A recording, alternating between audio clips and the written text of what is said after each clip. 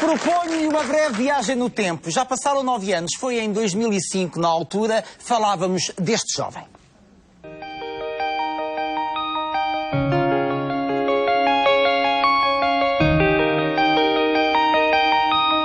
Via as pessoas e também me fazia perguntas porque é que eu era assim e as outras pessoas não. Mas depois foi uma questão de hábito, uma questão de integração. Mas também cheguei a tomar consciência desde muito cedo. Sentia-me um bocadinho envergonhado por vezes. Tinha um bocado de preconceitos em estar em confusões, ou muita gente, ou numa festa. Mas isso depois foi facilmente ultrapassado. Em questão de integração e depois ia com os meus colegas, mas foi um bocado complicado nessa altura. O que é que tu fazias? Escondias-te, por exemplo, escondias as mãos? Sim. Muita vez escondia as mãos. Mesmo quando tinha as próteses, pronto, à primeira vista as pessoas não se apercebiam. E eu chegava a esconder mesmo as mãos por causa dos olhares e das perguntas indiscretas. Eu tinha um mini ginásio montado cá em casa, com 2 barras paralelas, e eu, apoiado nelas, conseguia andar bem, mas fora delas não. Eu lembro-me que uma vez à tarde, fora, uma tarde de verão, eu tenho memória como se fosse hoje. Eu estava agarrado às paralelas e a minha mãe estava sentada à minha frente. E de um momento para o outro larguei as barras e andei, dei 3 ou 4 passos. Pronto, depois caí no colo da minha mãe, mas pronto, foram os meus primeiros passos e por acaso lembro-me disso e nunca mais vou esquecer. Não me recordo da idade, mas era muito pequenino, se calhar foram as minhas segundas próteses, talvez. Foi a primeira vez que andei sem apoio nenhum, sem completamente estar apoiado em nada, foi engraçado. Quando entrei para o liceu, 5º, 6º ano, mais no 6º, eu e um colega meu tínhamos a mania de ir para a porta da cantina, passávamos mais pequeninos do 5º ano, e o meu colega dizia, olha, tu tens de ter cuidado, porque tens de portar bem porque este rapaz veio de Marte, e se não te portas bem estás lixado. E fazíamos esse tipo de brincadeiras, e do estilo de enfiava uma luva, ia para cumprimentar o meu professor de Educação Física, por exemplo, ou cheguei a fazer isso no ginásio há pouco tempo, eles iam para me apertar a mão e ficavam naquela. Eu gosto desse tipo de brincadeiras, gosto de brincar com o meu problema. Se me dissessem agora, olha, vamos te pôr umas mãos só por uma questão de estética, eu dizia, não, estética é assim, eu sou como sou. Agora não quero cá mudanças. Se sou assim, é assim que fico. Se hoje não fizer uma coisa, não me sai da cabeça, tenho que conseguir fazer essa coisa. Se não for hoje, é amanhã. E se não for como a outra pessoa faz, é à minha maneira.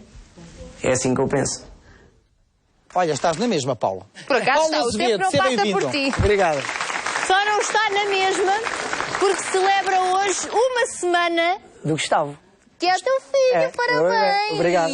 Por ele. Ora, penso que um dos teus maiores temores numa fase da tua vida, e a fazer fé no que eu li neste livro, este teu livro sobre uma vida normal já saiu há 5 anos, foi em 2010, 4 anos, um dos teus grandes temores era se o teu filho pudesse vir a ter problemas, ou as diferenças que tu tens. Claro que sim, e fiz testes e mesmo diziam-me que não era hereditário.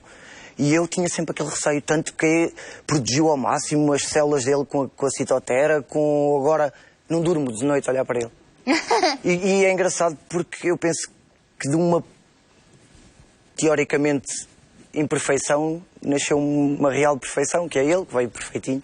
Mas olha, tu sempre viveste bem com as tuas diferenças. Meu rebentinho de soja. Meu rebentozinho de soja. Não foi assim que foste... Tu próprio te achaste, quando nasceste, que eras um rebentozinho de soja. A gente dizia que eu era de cera, que era muito bonita. A minha avó dizia, não lhe vejo diferença nenhuma, mas tinha, não é? Mas foi os meus principais heróis da minha família, incutiu-me o és diferente, mas não és inferior. E nunca me esconderam. Tu consegues tudo o que se consegue sem as tuas limitações. À minha maneira, sim. Mas olha, isso foi falado mais tarde das reações, porque eu acho que o primeiro impacto, porque na altura não se faziam ecografias como se fazem atualmente, não é? Quando tu nasces, não é? Há as reações da mãe, do pai, do avô. Isso foi falado depois. O que é que eles sentiram no momento? Foi, claro. Eu nunca... O meu avô parava à meio das escadas da maternidade e não me conseguia ir ver. Minha mãe foi a que reagiu melhor. Eu não sei se foi da anestesia, porque foi cesariana, se ainda estava um bocado. Minha mãe disse-me, mas podia ser pior. Podia ser na cara. Pois, na cabeça. Na cabeça. Cara. Sim. E a minha mãe levava-me todo nu para a praia.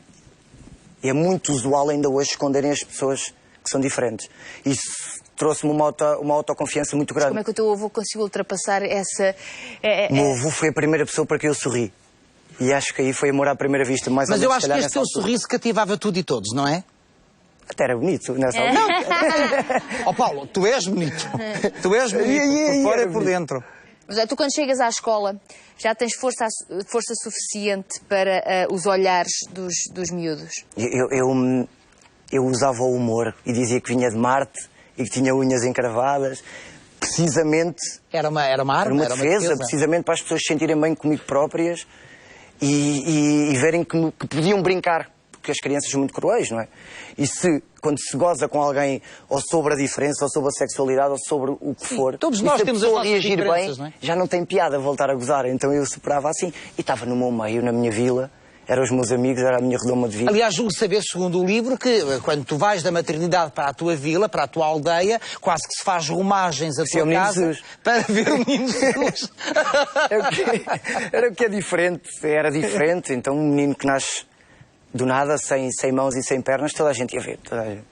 E como é que foste saboreando todas as tuas vitórias em áreas muitas vezes sonhadas por pessoas que não têm aparentemente limitações, como o teatro, a representação, a televisão? Como é que foste somando estas vitórias e vivendo? Eu fui vivendo cada dia, passinhos de bebê. A minha primeira grande vitória foi quando eu dei o primeiro passo que a minha prótese caí. E levantei-me sozinho. Os médicos não deixaram a minha mãe levantar. E eu lembro-me de estar a chorar e levantar-me sozinho. Em Alcoitão ou foi em Tinha Coimbra? 4 anos em Coimbra. Tinha saído de Alcoitão. E levantei-me e senti-me, uma criança com 4 anos, sentir-se mais forte por ter falhado é porque esse ditado é verdadeiro. Quando falhamos, tornamos-nos mais fortes. E ao longo da minha vida foi assim. A representação eu tive um certo receio, tanto quando estive aqui em 2005 não falei nisso. Porque a televisão, entre aspas, é um mundo, teoricamente, das pessoas mais bonitas. E sejamos sinceros, olham para mim, a primeira coisa que olham, se olharem nos meus olhos não veem diferença nenhuma. Mas as pessoas, é normal que vejam que eu não tenho mãos. Cheguei a um certo ponto que eu disse, não, se é para eu me sentir plenamente realizado, tenho que lutar pelo meu sonho, que é a representação. Não é fácil. Mas olha, tu tens próteses nas pernas, não é? Mas nunca te adaptaste às mãos. Não. Porquê? Não, porque eu não sentia as coisas e eu escrevo como, conduzo, faço tudo assim, e o facto de não sentir... Até representas com as mãos? Sim, sempre. Com os sempre. braços? Eu pedia para me abrirem os planos. Assumam-me. Eu sou assim. Nomeadamente na novela? Sim. Mas olha, nós olhamos para ti e parece-nos quase impossível que tu consigas comer, não é? Mas isso desde miúdo, que isso depois se aprende e quem não tem mãos faz com Foram mecanismos naturais. É engraçado que a natureza tem coisas fantásticas. Eu nasceu-me aqui um altezinho, um dedozinho, que é para segurar a caneta. Eu acho que me adaptei naturalmente, não foi nada que me fosse ensinado. Foi surgindo, eu via as pessoas a fazer e tentava fazer à minha maneira. Mas há aqui um trabalho notável da tua mãe, Sim, e certamente dos teus pais, portanto, e de todos os familiares à tua volta, não é? Correram em busca do impensável na altura. Em Alcoitão diziam... Isto foi uma luta para eles também, não é? Diziam que eu não me conseguia nem sentar em Alcoitão. E eu parecia andar e os médicos, é uma exceção. Não. É uma grande força de vontade da minha família, porque era mais fácil desistir e optar pelo caminho mais fácil, entre aspas, ser reformado por invalidez, por exemplo. E não, a minha família disse não, ele tem que ser alguém ou ter alguma qualidade de vida. Depois o resto fui eu. A qualidade de vida não me chegava. És tu e com essa luz, porque, por exemplo, um dos últimos capítulos, a Maria João já não existe na tua vida, mas foi tua namorada, conquistaste-a, foi um grande amor, não é? Tu tiveste de conquistar o teu, que depois acabou por não ser sogro, mas o pai da tua namorada, que também tinha aqui uma espécie de preconceito, não é? Aliás, penso que diria, sim, porque é que apaixonaste por um rapaz sem pernas e braços, eu não é? compreendo perfeitamente, porque se eu fosse uma pessoa perfeitamente normal e me dissessem que a minha filha namorava com um rapaz que não tinha mãos nem pernas, e o que é que eu pensava? Tenho que lhe dar comer na boca, tenho que lhe dar banho. Ele não me conhecia. Depois de me conhecer... É um medo. É um medo, é normal. É um medo de pai. É um medo... Eu também tinha esse medo, se fosse agora, não é? E tu tiveste esses medos enquanto homem, de não haver ninguém que se apaixonasse por ti? Quando era mais pequenino, na adolescência, passei um bocadinho por isso. Mas, graças a Deus, as pessoas que tive na minha vida, a nível de relação, foram pessoas que olharam muito mais além da embalagem do aspecto exterior. Por exemplo, aliás, a Maria João diz mesmo para o pai, pai, para aquilo que nós queremos fazer não precisamos das pernas. É verdade, eu não me lembrava dessa parte. Está aqui no livro, tem que ler o livro. E mesmo agora com Mas como é que venceste então essas reticências? Foi até alguém se apaixonar por ti? Do pai da Maria João. Foi ele que se apaixonou por ti eu também. compreendi perfeitamente. Depois apaixonou-se por mim e eu por ele. Eu compreendi perfeitamente porque nós julgamos as pessoas quando não as conhecemos. É isso. Temos essa leviandade. É. Isso é algo que temos... O ser humano tem isso. Não conhece e julga E isso aconteceu ao longo da minha vida, várias vezes, mesmo na televisão. Estás a coçar a sobrancelha. É um tique. É um tique. É um tique. Sim. Mas cortei as unhas, por isso.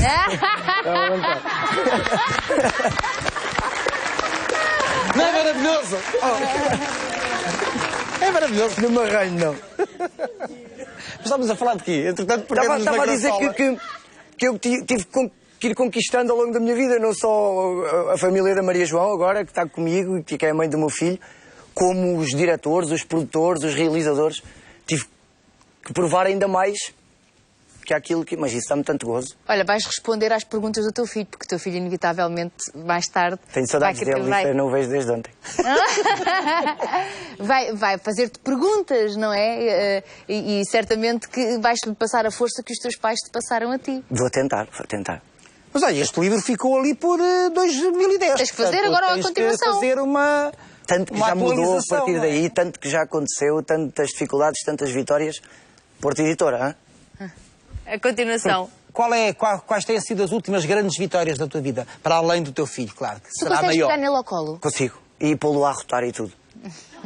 Eu tinha um receio, mas quando ele nasceu, quando o limparam, puseram-me logo no colo e eu... Essa é a maior vitória? A maior vitória é ser totalmente independente e ter saúde. Como diz o nosso povo irmão, haja saúde e paz, o resto da gente corre atrás.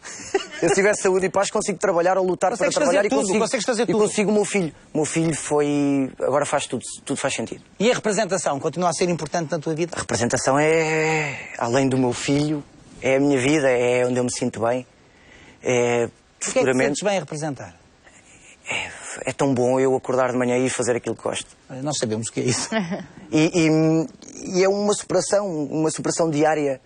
E eu só descanso quando eu conseguir fazer uma personagem... Eu não tenho mãos, mas posso fazer um advogado. Não tenho mãos, mas posso fazer um vilão. Quando quebrar as barreiras totais e fizer uma personagem com a minha diferença normal. Mas ainda há barreiras? Há muitas. Sentes? Sinto. Em quê? Nisso que eu estou a dizer, a minha personagem tem que ter sempre uma base, tem que ser deficiente por algum motivo. Isso é compreensível, mas há barreiras porque ainda não me exploram da forma como eu gostava. Explorem-me à vontade. Paulo, parabéns. Obrigado. Parabéns mesmo. Obrigado, foi bom Assim. regressar. Obrigado. Obrigada. É tão bom. Beijinho. Obrigado. Não vamos esperar mais 9 anos de Não. forma alguma. É uma vida normal. Quando quiseres, Editado se pela algum Porta dia Editora. quiseres apresentar o teu pequenino, tens que ficar para nós o conhecer. Está prometido. Pronto, Está está prometido. feito. Pronto, porque eu daqui a 10 anos não sei se... Quando ele for mais um mesinho ou dois, está Sim, prometido. quando ele já tiver assim Claro, forças claro. para sair de casa, vens cá para nós o conhecermos. Um grande Paulo beijo. Azevedo. Muito obrigado. Obrigado.